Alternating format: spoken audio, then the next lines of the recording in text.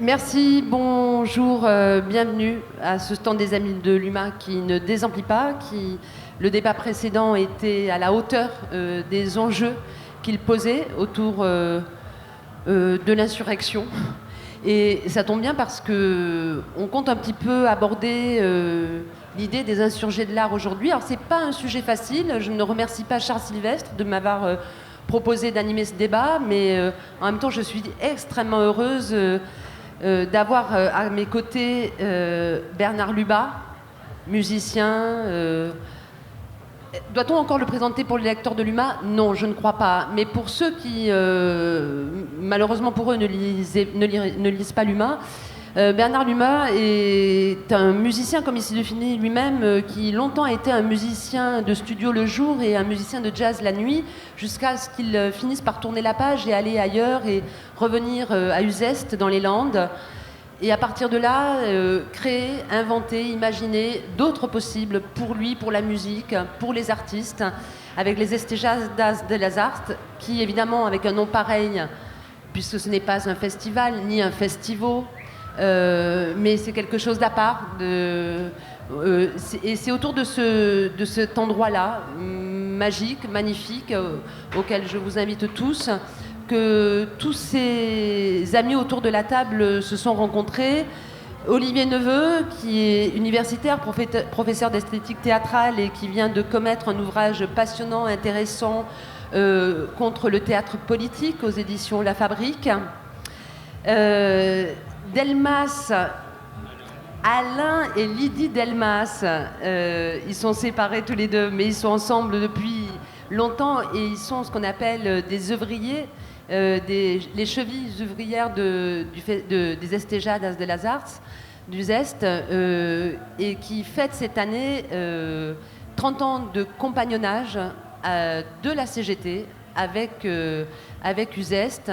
Et ces 30 ans sont racontés dans un très bel ouvrage coordonné par Jean-Michel Le Terrier, qui est là, entre deux, un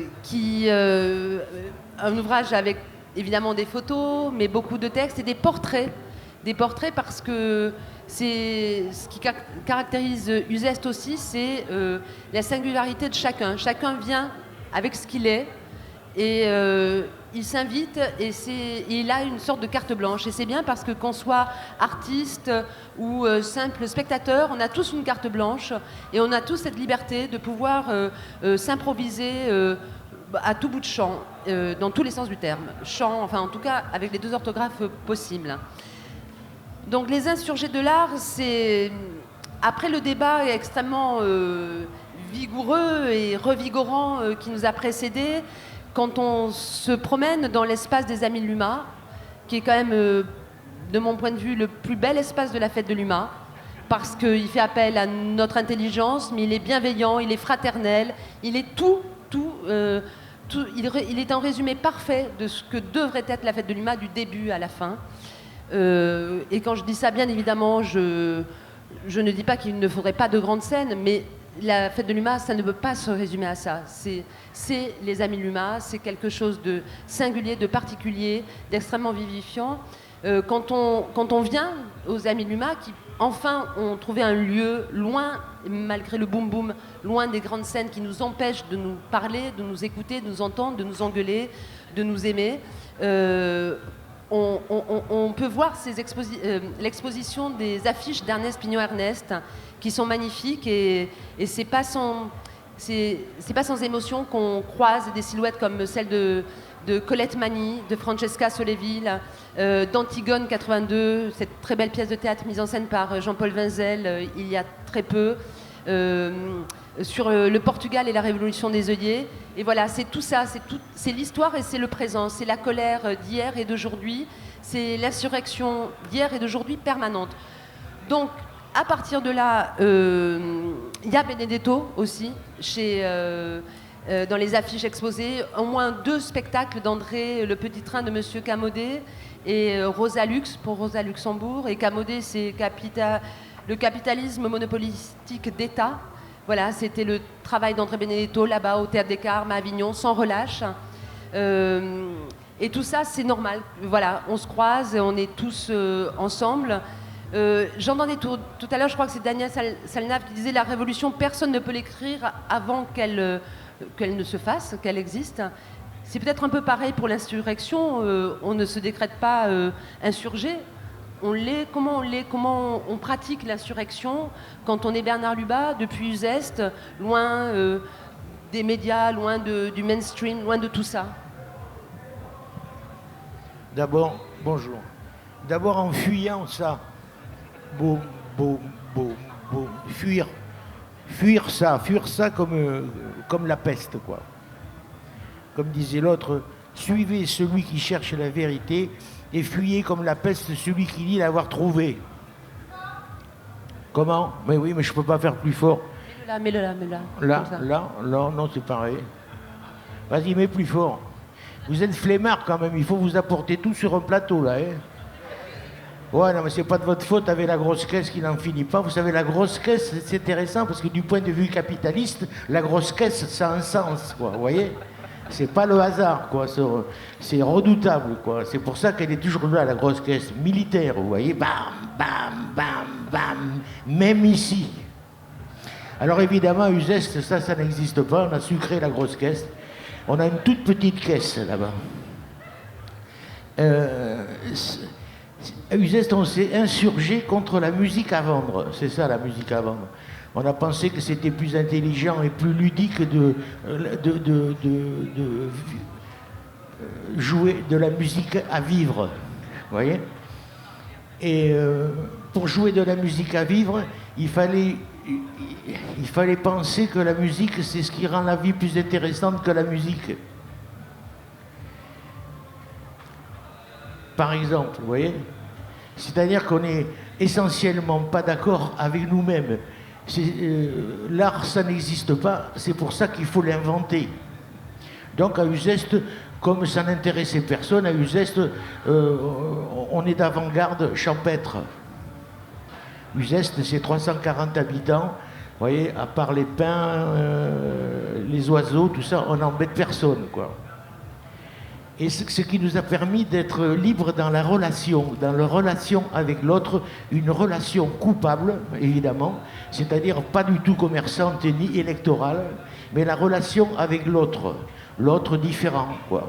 L'autre, et notamment, alors puisque c'est le cas de cette présentation aujourd'hui, c'est l'autre syndicat. Aujourd'hui, j'entends beaucoup dans les allées, là tout à l'heure encore, les syndicats, il y en a marre et tout ça. Oh la vache.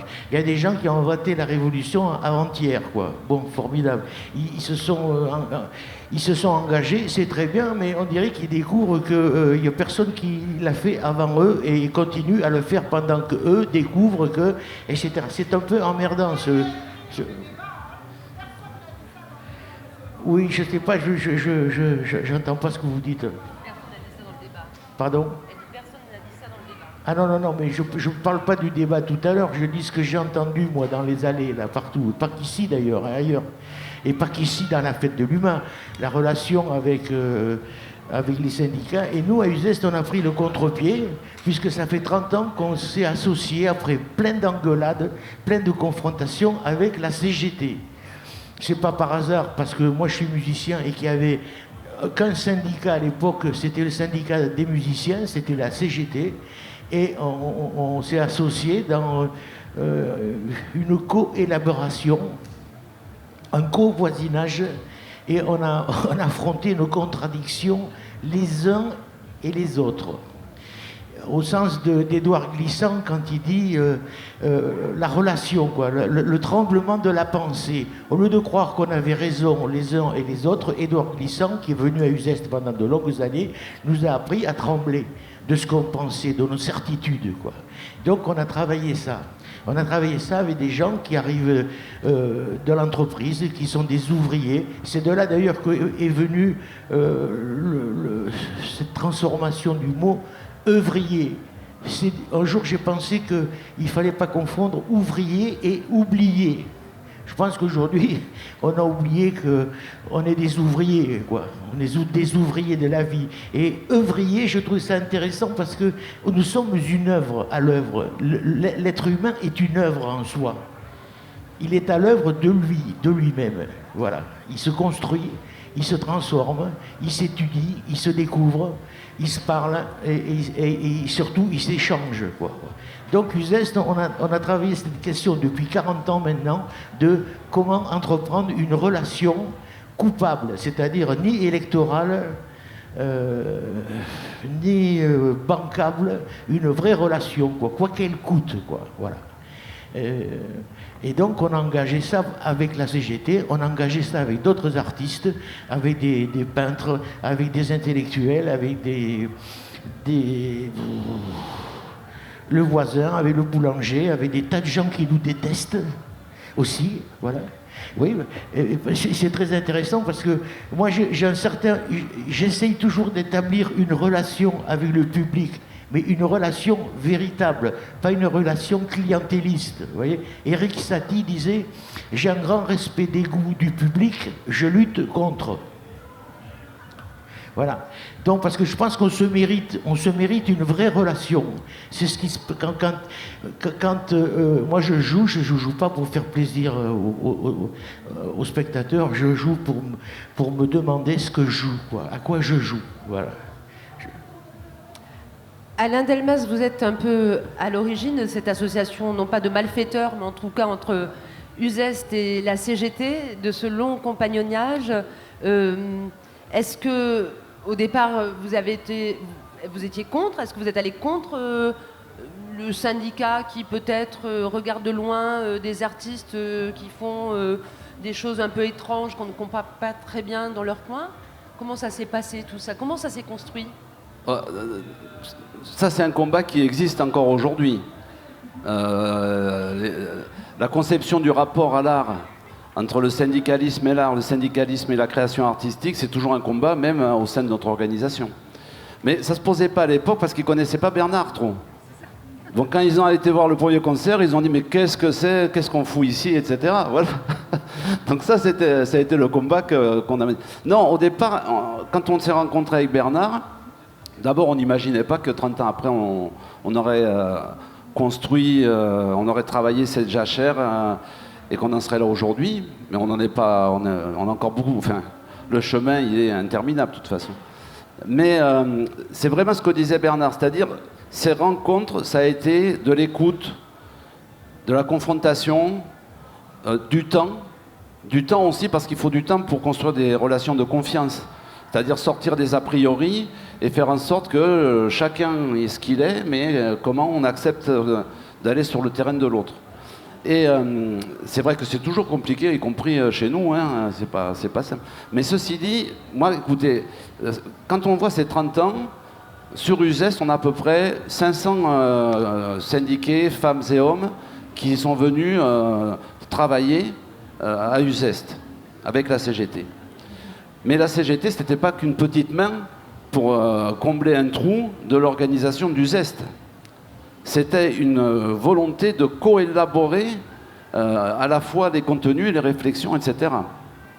Ça, c'est quelque chose de singulier qui n'existe pas ailleurs. Et quand on fait le bilan un peu de ces 500 camarades qui sont passés, moi je me rappelle des soirées où Bibring il passe derrière et on passe 2 heures, il nous explique les étoiles. Je pense à Roland Gori qui passe aussi. Enfin, il y a eu des choses qui se sont passées, des rencontres singulières qui se sont passées, qui ont amené aussi des ouvertures, des découvertes d'autres visions du monde. Et là, on n'en sort pas comme on y est rentré, quoi. Voilà. Et ça, moi je pense que pour le syndicalisme, c'est un enjeu. C'est-à-dire aller sur des terrains inconnus. Quand on est dans une entreprise, il y a des salariés, ils sont tous différents, ils ont tous des visions différentes, etc. Alors où on dit voilà, celui-là il est bon, il est avec nous, il est d'accord, etc.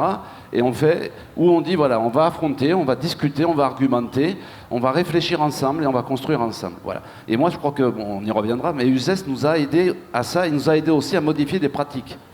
Un exemple, les premières fois on est arrivé à Uzeste, nous, premier débat, je me rappelle, c'est moi qui étais aux manettes là, c'était une catastrophe le truc. Je suis arrivé avec mon papier, j'ai foutu une piqûre de 1/4 d'heure, bon, enfin bref. Et donc on a dit non, c'est pas comme ça qu'il faut y aller, quoi. Et donc ça a modifié ces pratiques à partir d'Uzeste, mais après dans une entreprise, quand vous êtes dans une assemblée générale, Si vous arrivez avec un papier, que vous mettez une piqûre de un quart d'heure au mec, ils vont dire attends, casse-toi, c'est pas. Donc c'est vraiment d'abord l'écoute et comment après Et Uzès, ça nous a aidé à ça, mais on y reviendra. Mais vraiment, l'idée de la co-élaboration, c'est un élément déterminant où là vraiment syndicalisme, artiste et universitaire. Et c'est là-dessus qu'on travaille beaucoup. Voilà. J'entends le côté collaboration. Il y a aussi le côté émancipateur. Peut-être Lydie, parce que on parle des œuvriers, mais il y a les œuvrières. C'est-à-dire que ça se décline aussi au féminin. La présence des femmes, le rôle des femmes. Comment vous-même vous êtes venue à Uzès je ne sais pas si vous êtes depuis les 30 ans ou peut-être après. Je ne connais pas bien votre vie. Avant. Avant même. Avant. Et donc c'est vous qui avez entraîné Alain, c'est ça? J'en sais rien, ça. Alors là, je ne sais pas si je suis en capacité d'entraîner Alain. Je sais pas. Non, moi, je suis allée avant parce que, comme ça, avec des copains, puis je faisais du théâtre de rue, je faisais de l'improvisation. Et donc, tout naturellement, on allait à Uzès. Et j'ai découvert à Uzès, je ne sais jamais trouver les mots, mais je me suis tout d'un coup trouvée dans un endroit où on se baladait dans la forêt, on entendait des bruits, on levait la tête, il y avait des musiciens dans les arbres, il y avait des statues absolument extraordinaires un peu partout dans les arbres et ailleurs dans la ville, il y avait un jazz incroyable. Le lendemain, on allait à un débat sur des questions d'actualité, et j'ai ressenti là quelque chose comme un grain de folie, qui s'apparente à de la ratatouille en quelque sorte. Je m'explique. C'est-à-dire qu'avant la ratatouille, il y a un légume dans chaque bocal. Et là, je dirais, il y avait pour moi le bocal de l'art, le bocal de ma profession, le bocal du syndicalisme, etc. Et tout d'un coup, tout s'est mélangé. Et tout s'est mélangé dans tous les domaines de ma vie. Voilà. Donc, d'emblée, j'ai fait partie de l'équipe J'étais ouvrière, d'ailleurs enceinte de 8 mois. Et puis que mon syndicat, la CGT, ait le désir de s'investir dans ce grain de folie-là, pour moi, ça a été quelque chose d'extraordinaire, comme si des rideaux s'ouvraient et comme si, en quelque sorte, mais plusieurs parties de moi se retrouvaient en une seule. Voilà. Et ça a été extrêmement important, et pour ma profession, et pour mon activité syndicale. D'une part parce que je me suis rendu compte qu'on pouvait oser mélanger aussi ailleurs. Donc dans ma profession, mélanger, c'est-à-dire entendre des façons particulières de vivre la maladie, je suis infirmière, de vivre la mort pour les gens qui venaient, ne pas avoir du jugement à l'emporte-pièce, mélanger ça avec des lectures de sociologues, etc., enfin, qui pouvaient sans cesse, voilà, la question c'est avoir envie d'alimenter. Dans mon activité syndicale, ça a été cette confrontation à l'inconnu que sont les concerts de jazz sur Uzès, des sons un peu auxquels on n'a pas l'habitude d'entendre. Et dans le syndicalisme, que ce soit en discutant avec sa collègue des questions de racisme, il faut se le coltiner parfois, quand même, c'est pas rien. C'est pas que des grandes luttes, c'est des grands mots dans la rue, il faut se coltiner le débat quotidien. Ou que ce soit avec les médecins, ingénieurs, cadres et techniciens, puisque j'étais responsable de l'activité revendicative auprès de ces professions, eh bien, il y a parfois des points de vue qu'ils nous donnent, qui nous sont totalement étranges, nous, dans notre lecture de la société. Eh bien, justement, cette confrontation à l'inconnu, je l'ai désormais vécue comme quelque chose qui permettait de mélanger, de se confronter et de construire ensemble quelque chose, et notamment, en l'occurrence, les revendications. À condition qu'il y ait du respect, à condition qu'il y ait du respect mutuel. Voilà. Et donc, à Uzès, j'ai donc appris à oser. Oser, ça veut dire aussi oser parler avec des artistes, avec des techniciens. Les techniciens, c'était plus facile parce qu'ils sont davantage, on les vit davantage comme étant de notre monde. Les universitaires, les artistes, c'était plus difficile, une espèce de timidité. De leur part aussi, soit parce qu'ils ne connaissaient pas, soit parce qu'ils avaient une vision stéréotypée de ce que sont les syndicalistes, soit parce qu'ils ont au contraire une vision sacralisée de la classe ouvrière. Et ça n'aide pas à la discussion. Voilà.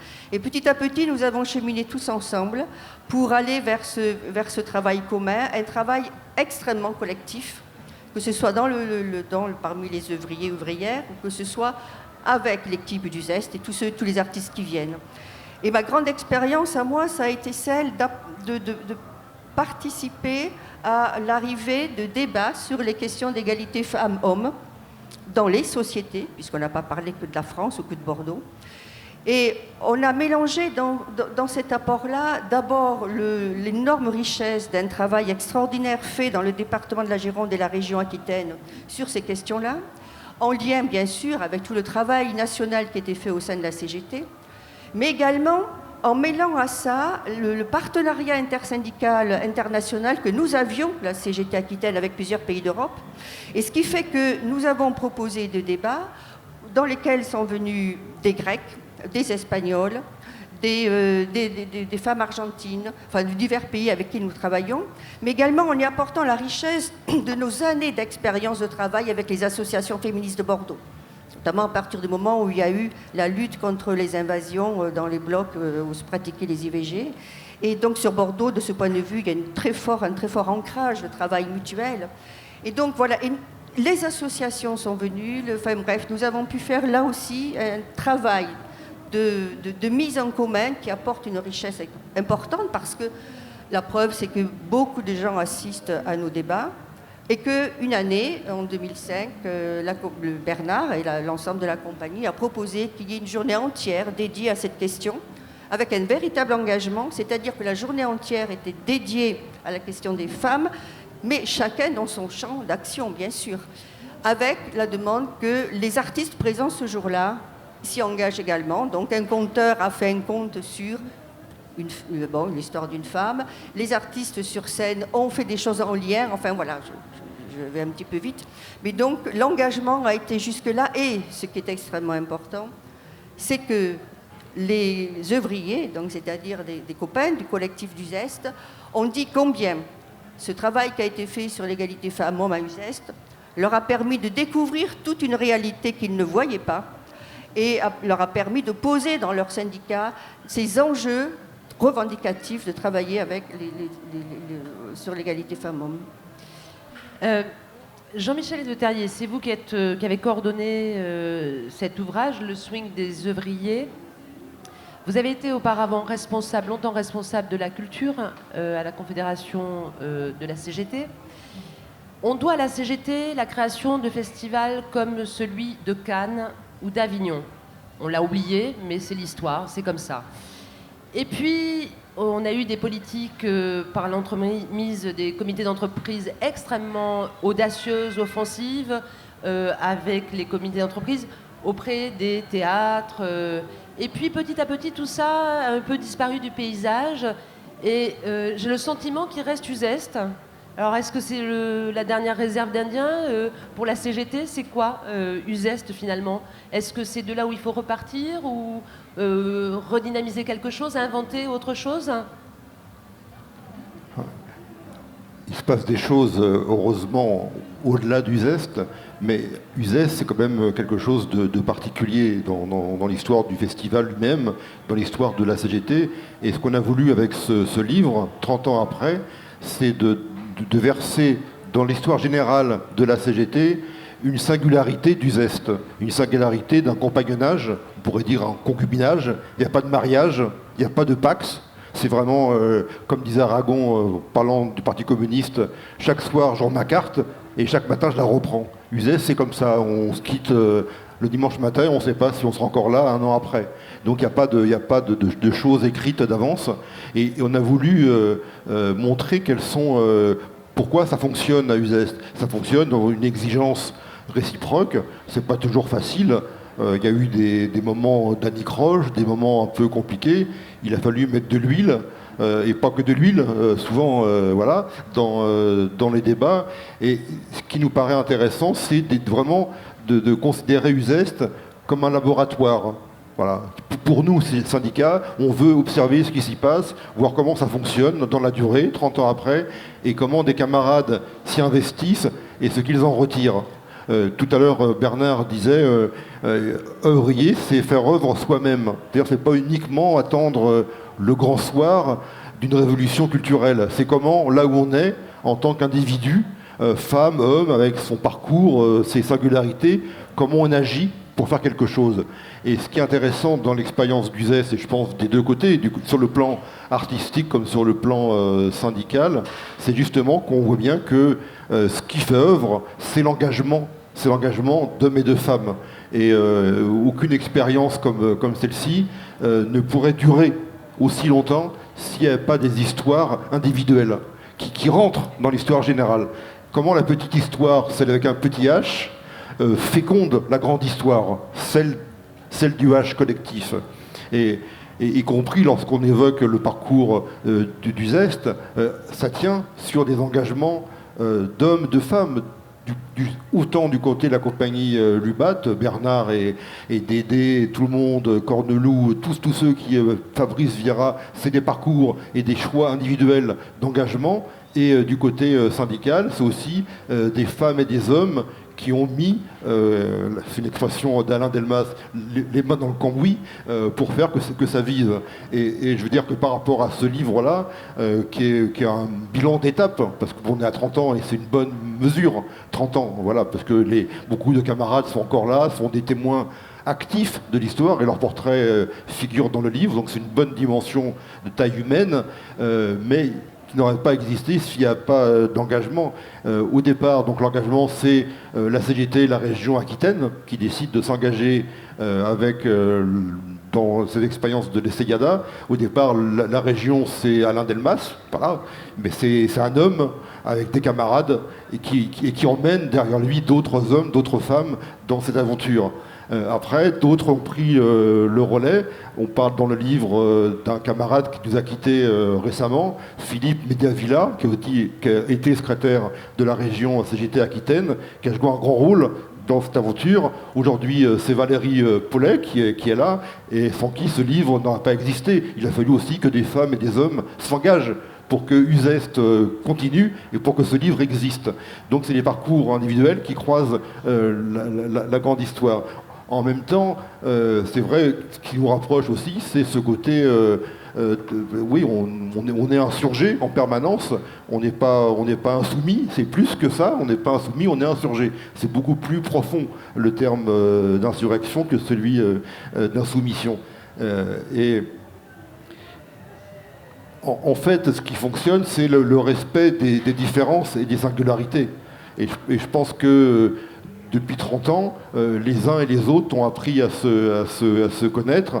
Et la CGT, elle est présente à Uzeste, comme elle est présente au niveau national. Et on parlait d'Avignon et de Cannes. Il y a bien d'autres expériences, on pourrait citer les bourses du travail, où la CGT a joué un rôle décisif.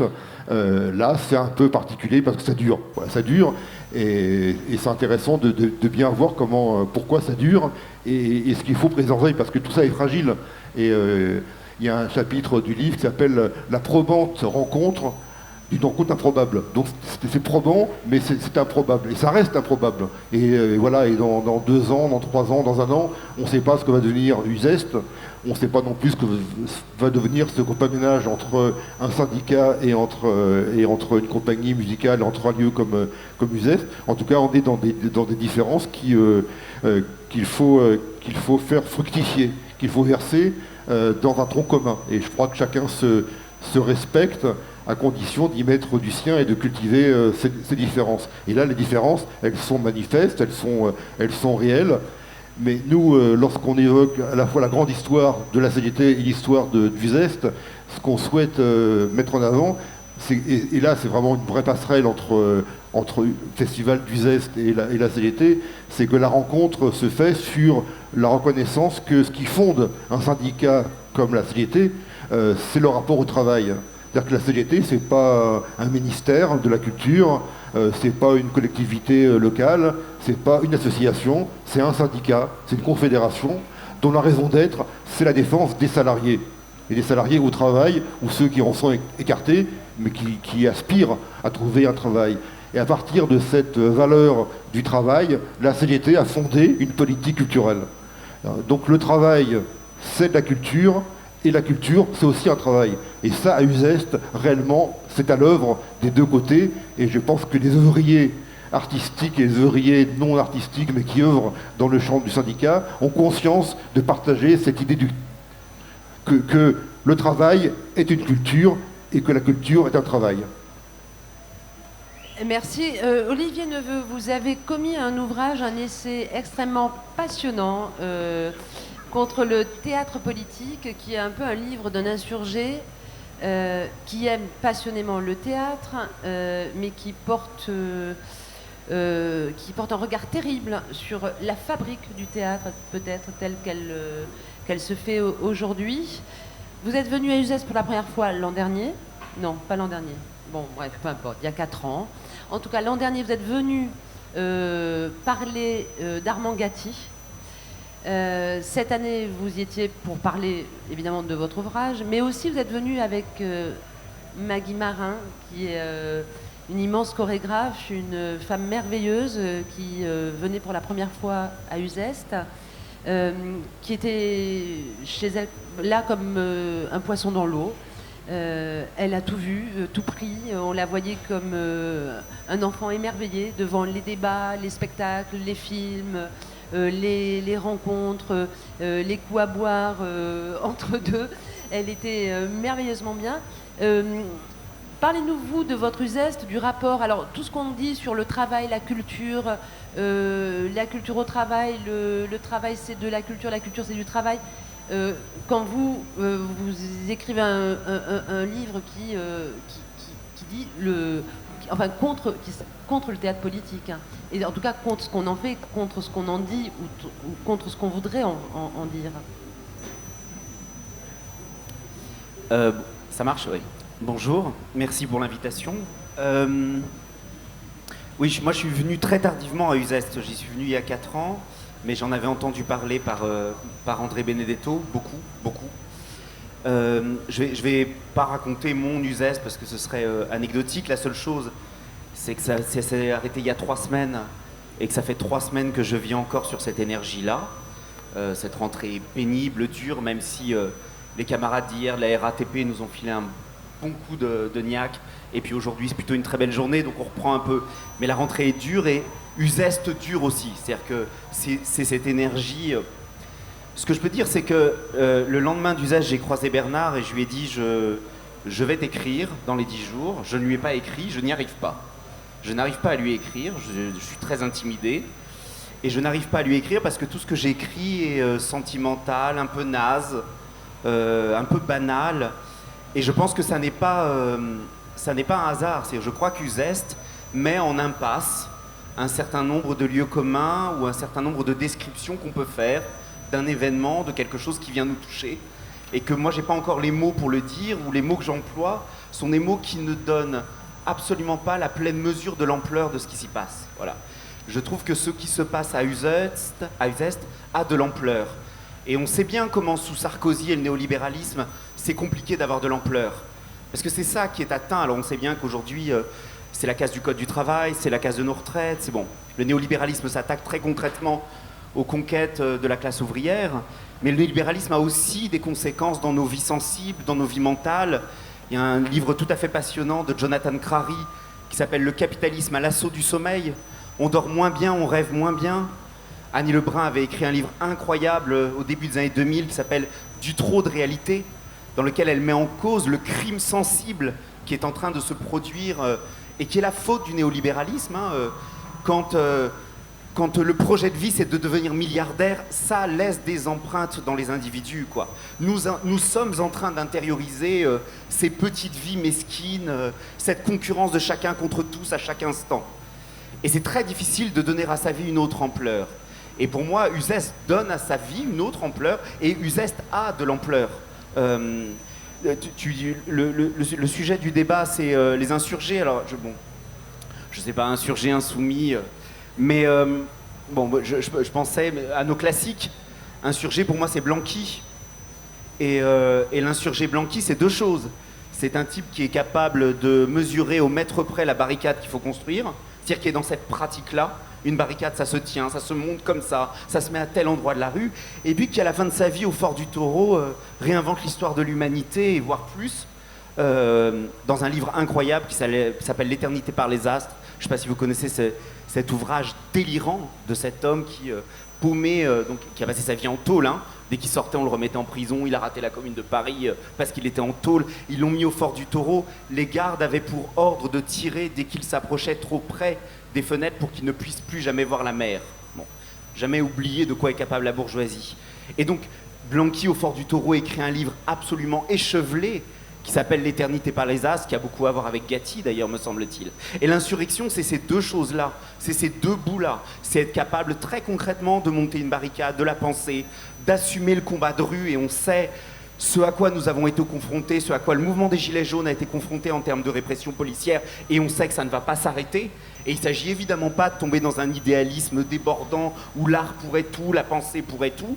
Il va falloir apprendre à reconstruire des barricades ou renouer avec cette pragmatique-là de nos luttes et en même temps se redonner une dimension d'univers que nous avons abandonnée. Et Insurgés de l'art m'intéresse parce que je trouve que ça permet de désigner la démission d'une partie de la gauche quand même sur les questions culturelles et les questions artistiques. Dernière chose, en écoutant Bernard tout à l'heure, donc je pensais à Blanqui et puis je pensais à Marx. Alors je fais une légère Uzeste. Un texte de jeunesse de Marx qui s'appelle le vol de bois, qui est un des premiers textes importants sur le communisme de Marx. Ce que je vais dire, c'est pas de moi, c'est quelqu'un qui est beaucoup venu à Uzeste, qui s'appelle Georges Didier Huberman. Et il y a un film très beau qui se passe en Italie de Vincent Dieutre, où il filme une occupation d'un théâtre. Et puis il y a des militants qui sont là et ils ont un Skype en direct avec Georges Didier Huberman. Et Georges Didier Huberman leur dit: il est très probable que demain les flics débarquent et vous virent. A priori, vous allez perdre. Voilà. Prenons acte que la défaite, et il faut arrêter avec le déni de nos défaites, on va peut-être perdre. Mais il dit, mais je vais vous dire quelque chose qui va peut-être pas vous consoler, peut-être pas vous rassurer, mais qui va peut-être donner du sens à ce que nous sommes en train de faire et à ce que vous êtes en train de faire. Et c'est le vol de bois de Marx. C'est quoi le vol de bois de Marx? C'est, donc vous savez, les paysans avaient le droit de ramasser du bois, et puis un décret est voté, édicté, qui leur interdit l'usage du bois commun. Voilà. Et donc le bois qui tombait, le bois qui était à terre, devient propriété des puissants et de la domination. Et ce qui est passionnant dans le texte de Marx, c'est que Marx dit c'est au nom d'une tradition que l'on peut faire honte à la domination de faire ce qu'elle fait. Voilà.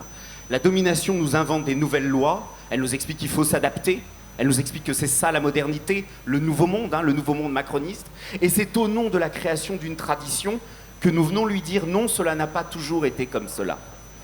Et Didier Huberman leur dit, vous êtes en train d'occuper ce théâtre, il est probable que vous perdiez, mais vous êtes en train de créer une exception à l'intérieur de la norme, et créer une exception à l'intérieur de la norme permet de montrer à la norme qu'elle n'est pas normale. Et me semble-t-il, il se joue quelque chose comme ça à Uzeste. Je suis absolument pas certain que Uzeste va... Bon, on ne sait pas, puis on voit bien le rapport de force qui est quand même très déséquilibré, on n'est pas complètement armé, on va peut-être gagner des choses, on va essayer. Mais ce qui est sûr, c'est que des endroits comme Uzeste font honte à notre époque de ne pas tenter plus d'autres choses. Des endroits comme Uzeste montrent que c'est possible, que cette liberté-là, elle est possible. Et c'est là aussi où je trouve qu'on reprend une espèce de... Chalamov disait des années 20, nous étions ivres tellement il y avait d'oxygène. Ben, il y a quelque chose comme ça pour moi qui se joue à Uzeste. Nous étions ivres en partant tellement il y avait d'oxygène.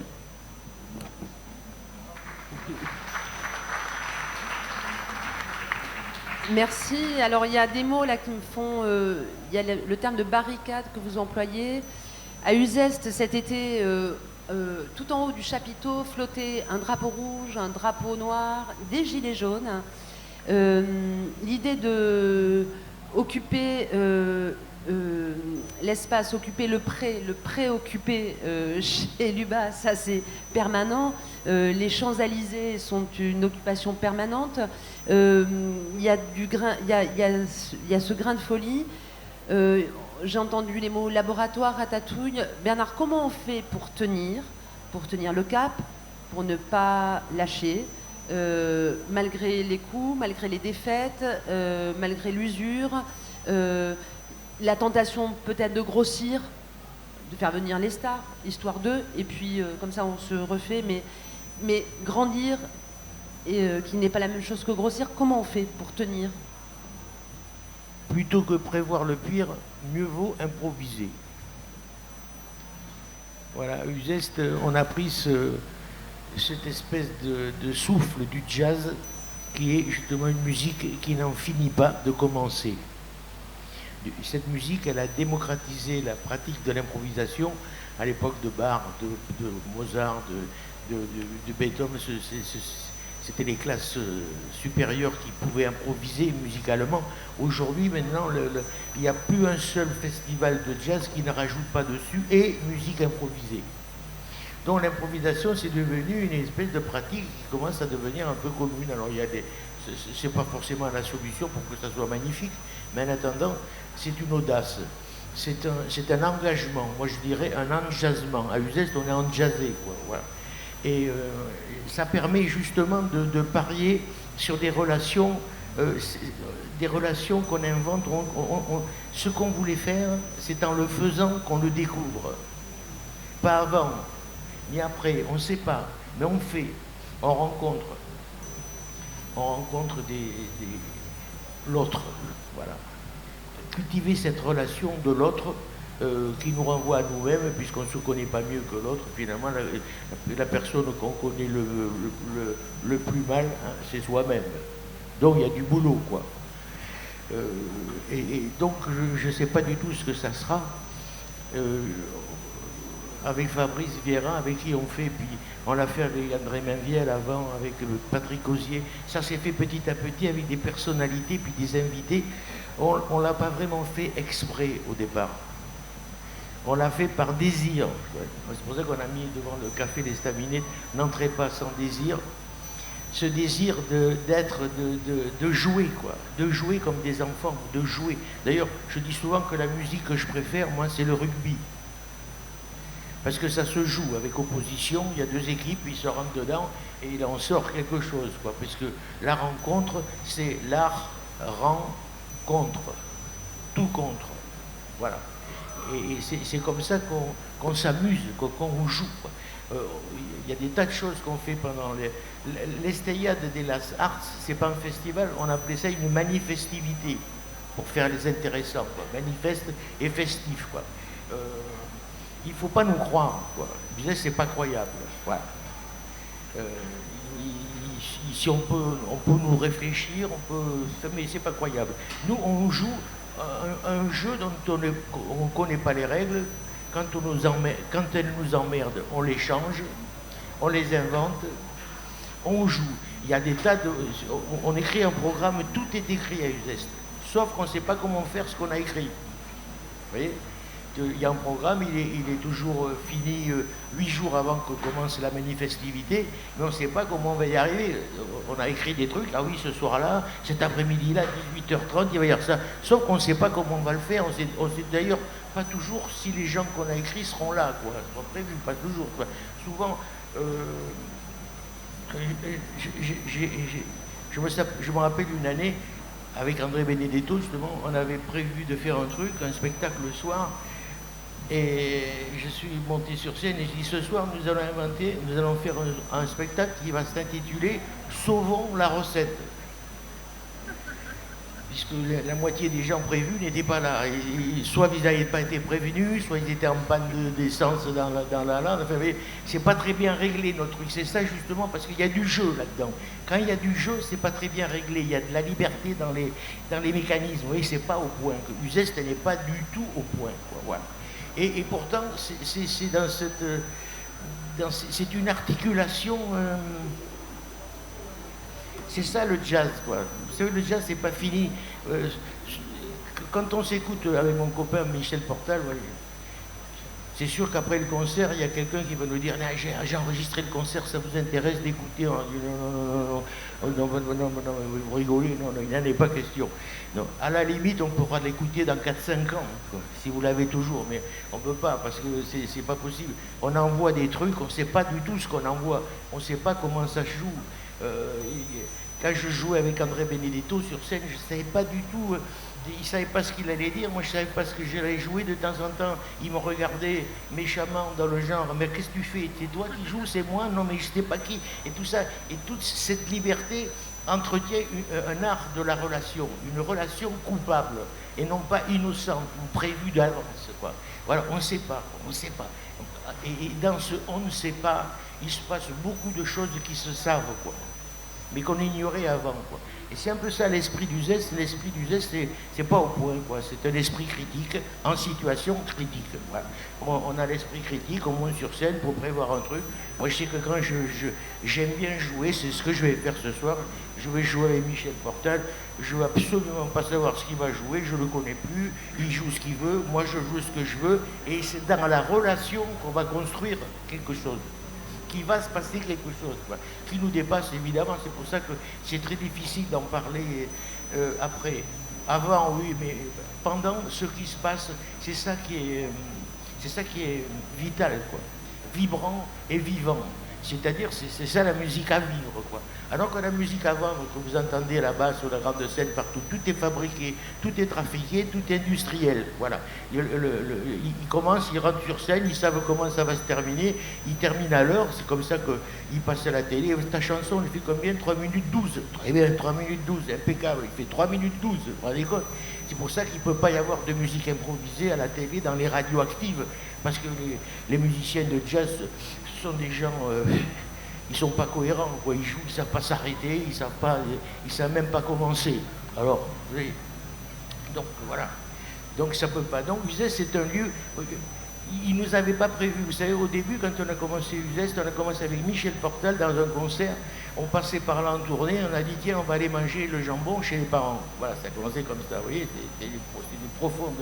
Et on a mangé le jambon, et on s'est dit tiens, après le jambon, c'est chouette, et si on faisait un concert, on est allé voir le curé, on a prétendu qu'on faisait une musique classique, mais moderne, mais enfin classique, il a dit oui, et on a fait un premier concert à Uzès avec Michel Portal, comme ça, et il est venu quelques dizaines de personnes, entre bouche et oreille.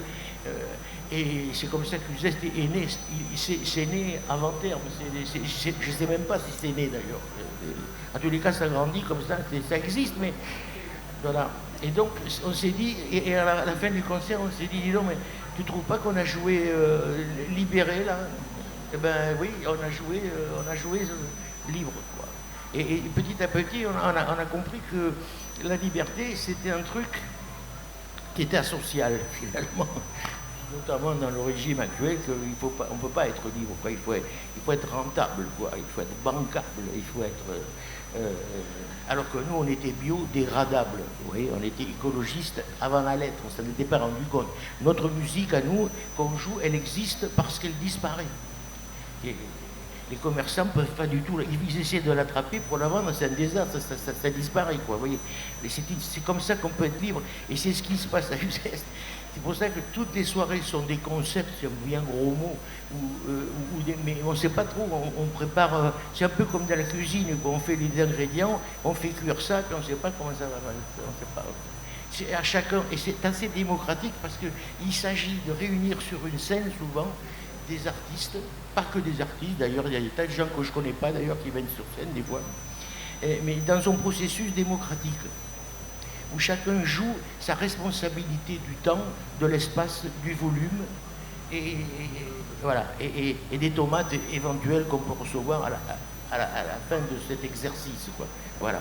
Il se trouve qu'on reçoit de moins en moins de tomates parce que je pense que le public est de plus intéressé par le fait qu'il n'y comprend rien. Et ça le change de ce qu'on lui vend, qui est compréhensible à l'avance, quoi. Et voilà. Là, avec nous, le doute reprend sa vitalité, quoi. Donc, bon, on ne sait pas. Alors là, les gens attendent, et nous aussi. Alors, des fois, on peut faire des concerts qui ne commencent pas avant 1h30, 2h, parce qu'on attend. On s'attend les uns les autres, quoi. C'est comme là, vous attendez que je dise une connerie de plus, quoi. Voilà. Par exemple, voilà. C'est ça, je dis jusqu'où il va aller, comme ça, etc. C'est comme ça que je pense qu'on peut entretenir, d'ailleurs, une relation nouvelle avec le public. J'aime pas le mot public, d'ailleurs. Je préfère dire spectateur. Parce qu'un spectateur, il travaille, il bosse. Surtout si l'artiste lui donne du boulot. Mais s'il lui mâche le boulot, le spectateur, il consomme, il dort, il dit « Oh, c'était chouette ». Voilà, c'est tout. Non, le projet à Uzès, c'est de faire travailler les spectateurs. C'est pour ça qu'il n'y en a pas beaucoup. et que ça nous arrange parce qu'à un moment donné, on a grossi avec des copains, bon, ils ne faisaient pas exprès, des artistes connus, tout ça, notamment chanteurs et chanteuses, ça a rempli les salles, et là d'un seul coup, on a vu que les spectateurs se conduisaient différemment, ils devenaient, ils gueulaient, c'était pas l'heure, ils avaient des comportements de consommateurs, quoi. On dit, oh là là, il faut qu'on arrête ça. On a dit, il faut qu'on arrête ça, il faut qu'on arrête de grossir pour grandir, voilà.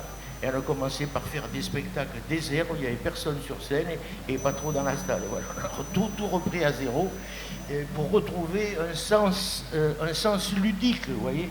Alors peut-être qu'il est devenu politique quelque part, peut-être aussi, je ne sais pas, c'est pas. En tous les cas, on a trouvé que le mot poélitique était plus adapté, quoi, était mieux adapté. Puisque poélitique, poétique, éthique, esthétique, ludique, lubrique,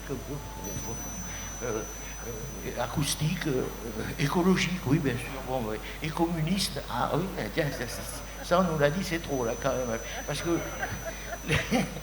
les subventions qu'on nous a allouées, les responsables territoriaux, à peu près 10 ans après, nous ont alloué des subventions pensant que nous étions de gentils animateurs en milieu rural. Bon. Alors, on les a bien eus. D'ailleurs, c'est pour ça qu'en l'an 2000, on était au Festival d'Avignon avec Alain Delmas, avec Benedetto, et en juillet, on se disait, qu'est-ce qu'on va faire en août à Uzès? On a bien réfléchi devant la place des Carmes, et pour 1 heure de réflexion, on a dit, on fait la grève. Et avec les subventions, on a fait la grève. On a prévenu les artistes qu'on avait prévus dans la programmation. On leur a dit, non, vous venez, mais pas vos trucs. On vous paye le déplacement, un petit cacheton, tout ça, mais on fait grève. On fait pas. On fait autrement, vous venez. Et pendant 3 jours, ça a été c'était un des plus beaux moments, désordre, quoi. Parce que c'est ça aussi, trop d'ordre. Ah, non, désordre, c'est bien parce qu'il y a plusieurs ordres, vous voyez, désordre. Alors on se fout sur la gueule, comme ça il se passe quelque chose, vous voyez. Il y a une dialogique, quoi. Il n'y a pas de conclusion, si vous voulez. L'histoire du zeste, c'est qu'il ne faut pas de conclusion. La dialectique, c'est bien, mais la dialogique, c'est pire.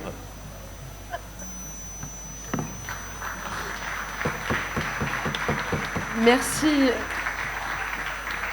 Bon, évidemment, Bernard Lubin, c'est difficile d'enchaîner après. Mais peut-être que dans la salle, certains d'entre vous... Oui, des questions. Oui, il y a des questions. Mais absolument. Alors, il y a un micro, Hop, faites-vous passer un micro. Il y en a même 2, peut-être. Voilà, on s'est passé un micro. Alors, plus près. Uzeste, mis à part ce dont je me réjouis et me désole en un même mouvement, selon vous, tous autant que vous êtes, mes camarades, où sont donc aujourd'hui les lucioles? Où sont les foyers d'insurrection culturelle et que pouvons-nous faire pour les attiser? Voilà, c'est ma question. Où sont les lucioles? Répond qui veut. Je peux répondre sur certaines que je connais, qui sont nées comme ça parce qu'on leur disait Uzeste n'est pas un exemple à suivre, c'est un exemple à penser. Et il y en a plein comme ça dans des petits coins, parce qu'ils nous appellent comme ça, qui ont essayé de s'inventer eux-mêmes, mais qui au bout de 2 ou 3 ans ne tiennent pas la route et se font éliminer, quoi. Parce que la société n'est pas tendre avec eux, la société actuelle n'est pas tendre avec eux, la réalité culturelle des pays dans lesquels c'est pas terrible, quoi. Voilà, ça tient pas, quoi. Alors il y en a quelques-uns qui tiennent, ceux qui tiennent souvent se transforment. On a participé à la naissance de plusieurs événements autour du zeste, pensant faire de la décentralisation. C'est devenu des infâmes festivals de variété. Et alors ceux-là, ils font du monde. Ils font le divertissement industriel à des beaux jours devant lui. Il y en a ici aussi. Olivier Neveu, peut-être, vous voulez répondre aussi? Enfin, essayer de répondre. Alors, ce qui est compliqué, c'est que la première image, spontanément, est une image désolante et de désolation et d'uniformisation radicale avec les poches qu'on a pu connaître il y a 20 ans qui n'existent plus. Enfin, si on regarde à l'œil nu comme ça, c'est désespérant. avec en plus des dynamiques très profondes, la disparition qui est annoncée à peu de temps du ministère de la Culture, la festivalisation du monde culturel, je parle plutôt pour le théâtre que je connais le mieux, mais la festivalisation qui a été très très forte, et la festivalisation elle se retrouve aussi dans les théâtres aujourd'hui, c'est-à-dire que les théâtres construisent leur programmation comme un petit festival, il y en a un peu pour tous les goûts, comme une grille de télé quoi en gros. Donc si on regarde à l'échelle macroscopique, c'est catastrophique, et en même temps, moi ce que je peux observer c'est une infinité de petites expériences, alors qui sont petites, qui sont, pour reprendre l'image que tu prends des Lucioles, hein, c'est-à-dire à la Pasolini, en voie possiblement de disparition. Mais Bernard disait, on parlait du commencement, et en l'écoutant, je pensais, c'est Hannah Arendt qui dit la politique, c'est l'art des commencements. J'ai l'impression, aujourd'hui, c'est un art de la natalité, j'ai l'impression aujourd'hui, quand je vois notamment chez les jeunes gens qui n'ont plus aucune espérance dans le service public, et ça va être un problème, hein, parce que aussi c'est des luttes qu'on délaisse, en considérant que l'institution c'est pourri, ça bouffe, qu'on ne va pas perdre du temps à remplir des dossiers bureaucratiques qui vous demandent d'écrire le spectacle que vous n'avez pas encore créé quasiment à la seconde près. Donc moi je vois beaucoup de jeunes autour de moi, pas autour de moi, qui se mettent à créer, à bricoler des micro-espaces. Et à ce titre-là, je crois que ce n'est pas une petite période qu'on est en train de vivre, que des choses sont en train de s'inventer, dont on n'a pas l'idée, dont on n'a pas la cohérence. Alors pour l'instant, elles sont très essaimées, très atomisées. La question de la fédération de ça se posera peut-être dans un deuxième temps.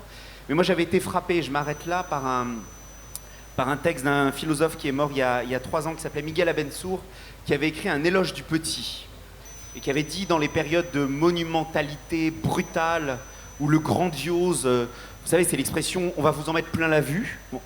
Il faut défendre le petit, le minuscule, c'est repartir à la base. Alors, ça ne répond pas à la question du parti, de la prise de pouvoir et à plein d'autres questions, mais il faudra se la poser, cette question-là.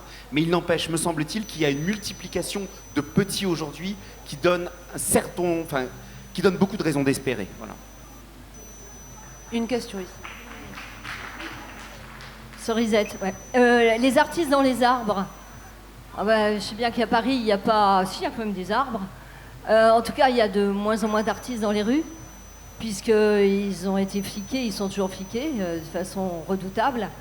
Donc ça, déjà, ce serait quelque chose de bien, de pouvoir... Moi, je sais que j'ai commencé en théâtre de rue, en faisant de l'improvisation, c'était au Festival d'Aurillac. Ça m'a appris énormément. Je crois que déjà le contact public, pouvoir ensuite se dépasser, pas prévoir nécessairement tout ce qu'on a prévu de faire, etc. C'était une expérience très enrichissante. Et j'ai continué dans le métro. Je disais des fois des textes.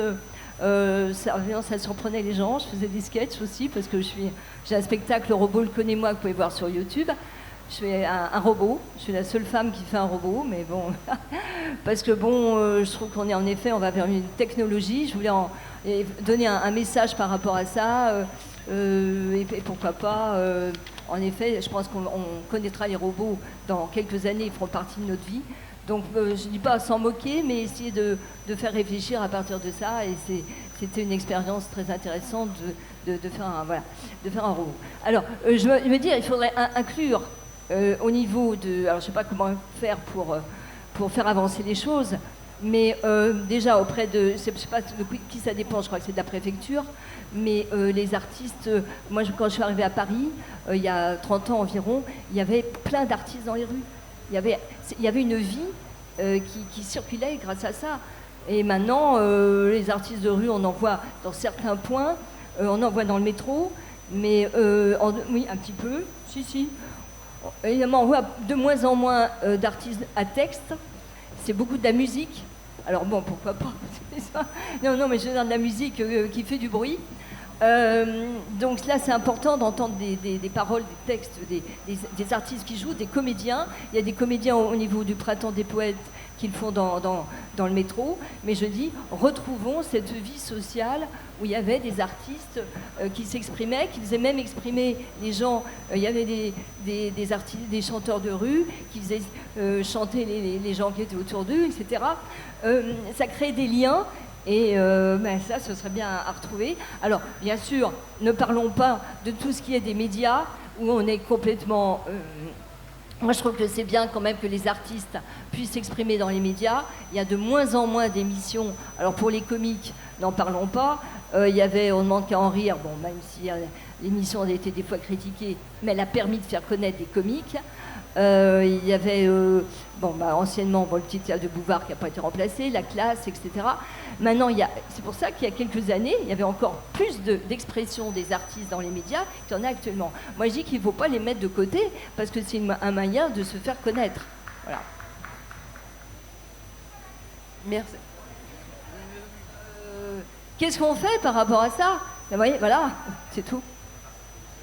Attendez, là-bas. Ok.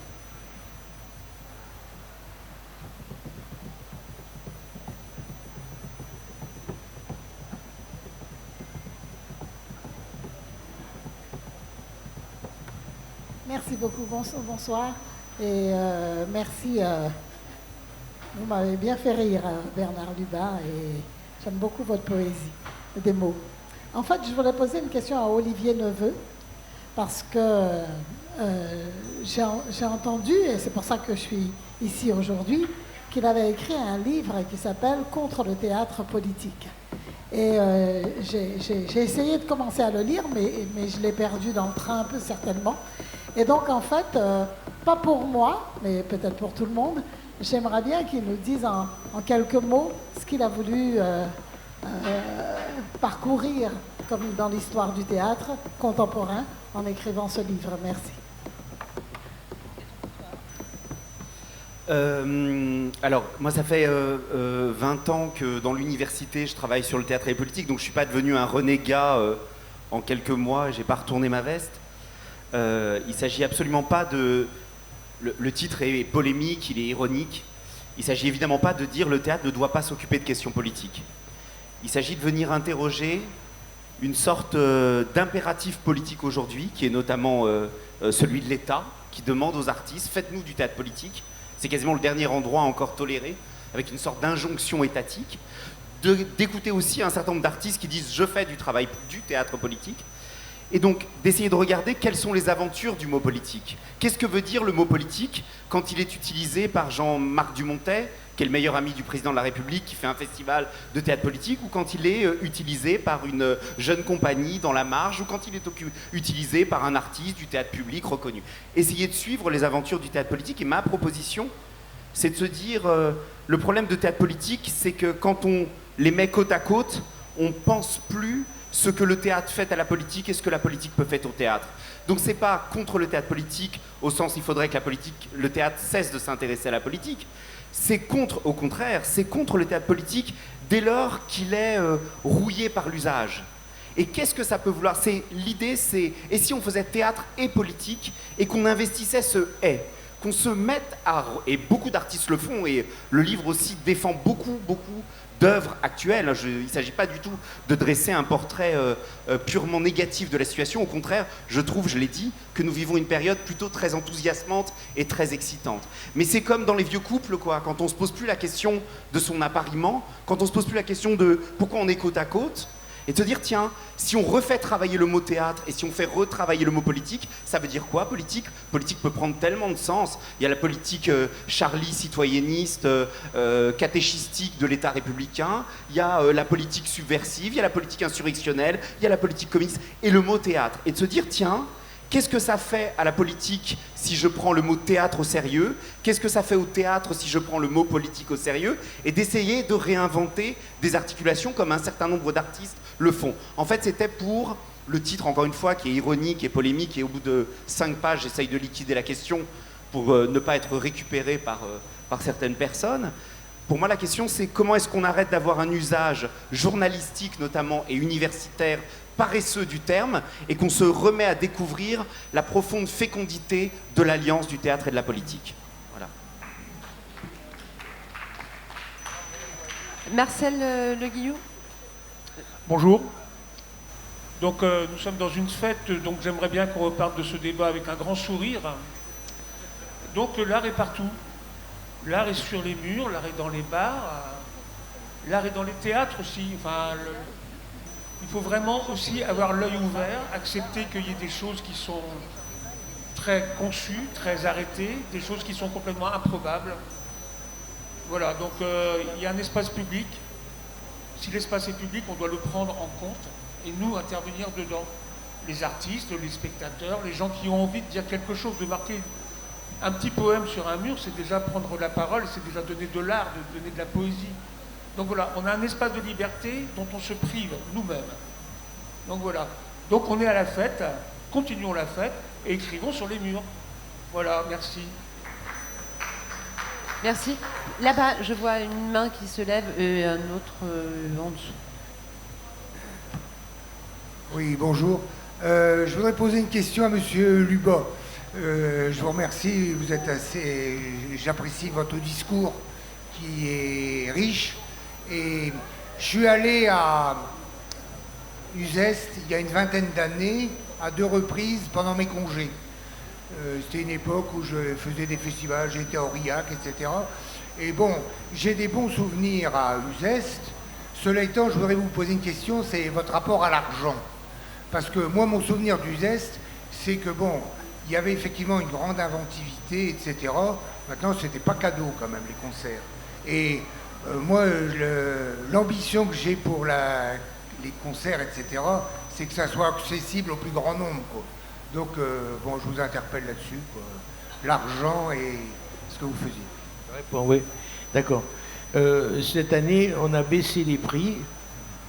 On a fait plein de spectacles gratuits et on a 40 000 euros de déficit. Voilà, c'est tout. Voilà, avec un budget qu'on avait fait avant très très serré. Et voilà, on n'a pas de subvention si importante que ça, quoi.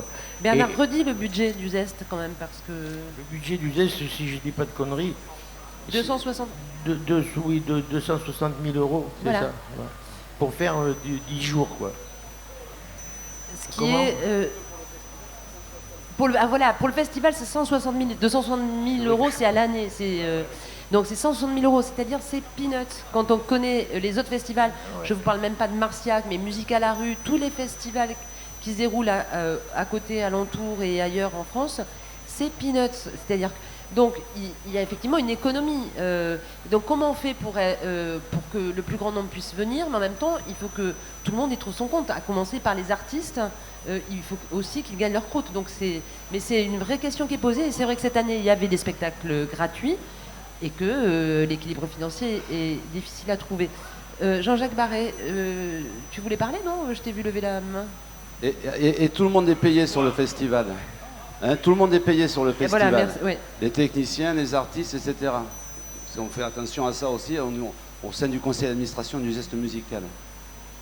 Mais on a eu ce débat, oui, ce que vous dites là, il y a 20 ans ou 30 ans, je ne me souviens plus, on a eu ce débat avec les copains de la CGT, à l'époque on s'engueulait parce que justement on posait la même question, c'était trop cher, et moi aussi je trouvais que c'était trop cher, mais l'administrateur m'expliquait à l'époque que j'y connaissais rien, et que ça ne pouvait pas être autrement que ce que c'était, quoi, voilà, en fonction des subventions qu'on a, et qu'on ne peut pas espérer, il y a des festivals à côté qui font 15 à 20 000 personnes par jour, mais avec des propositions notamment de cette nouvelle, même ancienne chanson française, quoi. C'est-à-dire, à Uzès, on ne confond pas chanson et musique. Vous voyez? C'est pour ça qu'à Uzès, il y a eu des gens très bien, comme Claude Nougaro, comme Jacques Higelin, comme Reggiani, comme des gens vraiment comme Yvan Dautin, comme des gens du verbe, de la verve, et qui s'appliquent à essayer d'avoir une relation honnête avec la musique, pas simplement se servir de la musique, mais servir la musique, voilà. Et aujourd'hui, c'est un autre monde là, que ce qu'il y avait il y a 20 ans. Hein. C'est pour ça qu'aujourd'hui, à Uzès, il n'y a plus de chanteurs et de chanteuses qu'on entend à la radio. Les chanteurs qui nous intéressent encore ont disparu. Soit ils se sont suicidés, soit ils sont morts, soit ils ont arrêté. Non, mais c'est comme ça. Et donc, on a laissé de côté à Uzès la chanson en pensant qu'il y avait une différence entre éducation populaire et culture populaire. Aujourd'hui, je pense que la culture populaire, c'est la culture télé-radioactive. C'est ça qui est populaire aujourd'hui. je discute beaucoup avec les gens qui pensent que la musique, c'est ce qu'ils entendent à la radio et à la télé. C'est ce qu'on voit ici, partout. C'est-à-dire une industrie, quoi. Reggiani, c'était pas une industrie. Nougaro, c'était pas une industrie encore. Ça commençait, mais c'était pas encore une... Maintenant, c'est devenu une industrie du divertissement. C'est un nouvel asservissement. Nous, on ne veut pas rentrer là-dedans. Il n'est pas question de rentrer dans cette fabrication industrielle, quoi. Et donc, voilà. Mais si vous venez à Uzès, vous pourrez constater que nous avons fait des progrès dans le pire. Les places sont moins chères que l'année dernière, il y a 2 ans. En même temps, on a fait moins de recettes, donc, et il y a de plus en plus de spectacles gratuits, et on fait de plus en plus de déficits. Alors le déficit, on va repartir sur les routes avec la compagnie du bas pour aller faire des concerts, des balles, essayer de récupérer des sous pour pouvoir continuer, quoi. Puisque les subventions, les subventions qu'on reçoit des pouvoirs publics sont à côté nous ne sommes pas une institution, nous sommes à institution. On ne veut pas être une institution, ils nous le font payer d'ailleurs. On n'est pas au service des élus. Mais les élus sont obligés de tenir compte de notre existence puisque ça fait 40 ans qu'on existe sur le terrain et qu'on a fait certaines preuves. Donc ils sont un peu emmerdés.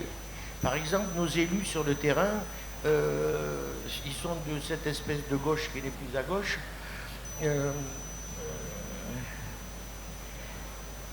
Sur le terrain, ils ne se vantent pas de la relation avec nous, mais par contre, quand ils sont à l'Assemblée nationale, on leur pose la question. Alors, ça a bien marché, Uzès? Ah ouais, super, formidable. Mais sur le terrain, ils sont emmerdés, quoi, parce qu'on n'est pas populaire, vous voyez. L'artistique, c'est-à-dire la création artistique, n'est pas populaire, tu vois. André Benedetto, quand il venait jouer à Uzès, un artiste, un auteur monumental, il fallait se battre pour qu'il y ait 200 personnes. Même nos copains ne voulaient pas venir, ils préféraient le jazz. Alors on s'est dit, le jazz, on l'emmerde si c'est ça. Et les jazz, ils ont qu'à aller à Marciac se faire entuber par le jazz à vendre. Jean-Michel Le Terrier. Je vais dire un mot sur les lucioles dont on parlait tout à l'heure, parce que bien sûr, on sait que c'est Pasolini qui a un article célèbre qui parle de la disparition des lucioles, et en disant que c'est effectivement la société de consommation qui fait disparaître les lucioles. Et il a même forgé un mot très très fort, il appelait culturicide, c'est-à-dire génocide de la culture. Et donc c'est la société de consommation, l'industrialisation, la culture des affaires qui fait disparaître les lucioles et qui met à mal la culture. Et dans un texte assez proche de cette disparition des lucioles, il parle de résistance et il dit qu'il faut lutter avec les armes de la poésie. Voilà, que la vraie résistance, la vraie lutte, c'est d'utiliser les bonnes armes. En l'occurrence, pour lui, celle de la poésie. Et bien sûr, quand j'évoque les armes de la poésie, je pense au livre d'Olivier Neveu, et je dois dire que j'avais lu ce livre avant de savoir qu'on se verrait et à Uzès et ici pour en parler. Et quand j'ai lu ce livre, c'est vrai que le titre m'a un peu surpris, décontenancé. J'ai lu ce livre, je l'ai lu et relu. Et en fait, j'ai l'impression aujourd'hui, on en a parlé un peu tout à l'heure, j'ai l'impression, parce que j'ai compris finalement un peu ce qu'il voulait dire, c'est pas la place du théâtre qui est en cause, il vient de le dire, c'est la place du politique. Où est le politique? Est-ce qu'il est dans le discours de proclamation, c'est-à-dire dans le discours proclamatoire, ou est-ce qu'il est dans les actes? Et bien sûr, il milite pour une politique en actes. Et en lisant son livre, j'ai pensé en toute immodestie que le livre sur Uzès était un peu, pas la réponse à son livre bien sûr, mais qu'effectivement, à Uzès, ce que l'on vit, c'est un festival en actes, et la politique, elle est à la fois dans les discours, parce que Lubat, voilà, c'est quelqu'un qui a une parole citoyenne, une parole politique. Beaucoup de ceux qui l'accompagnent ont aussi une parole. les camarades de la CGT ont aussi leur propre parole, qui est une parole politique, mais au-delà de cette parole politique, ce qui se joue à Uzès, c'est davantage dans ce qui se passe, dans le lien social, dans le côté festif, dans la solidarité entre les générations, la solidarité dans les ouvriers, puisque voilà, les ouvriers partagent beaucoup de choses en commun qui vont de la gestion quotidienne de garder les rues jusqu'à organiser des débats d'un haut niveau. Et donc cette solidarité partagée, c'est là qu'est la politique. Elle n'est pas dans une proclamation, elle n'est pas dans un discours ou une pastorale, elle est ce qui se vit en acte. Donc il y a Uzès, bien sûr, il y a d'autres festivals, des festivals de rue, d'autres festivals de théâtre, d'autres compagnies de danse ou des films aussi qui sont des témoignages d'un engagement politique, mais effectivement la politique elle n'est pas dans le discours, elle est dans ce que l'on vit. Et je crois que Uzès, on l'a montré les uns et les autres, et ceux qui ont eu la chance d'y participer l'ont vécu. On est dans un registre d'un partage, d'une découverte, avec ce que ça suppose d'exigence, de doute, d'interrogation.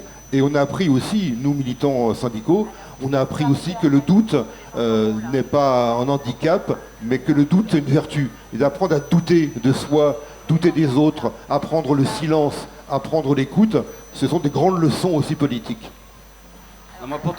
Merci. Pour terminer, faut pas croire ce que dit Bernard toujours, hein, parce que l'impro c'est du travail. Ça veut dire qu'à Uzès, il y a beaucoup de travail. Beaucoup de travail avec Fabrice, avec l'association Uzès musicale, et c'est vraiment beaucoup de boulot. Et je voudrais terminer sur, je vais vous livrer un scoop. Avec Bernard, on a décidé l'année prochaine de faire un festival sans programme. Donc voilà, donc vous viendrez à Uzès, et puis vous découvrirez au jour le jour le déroulement de l'Estéiade. Alors, Bernard.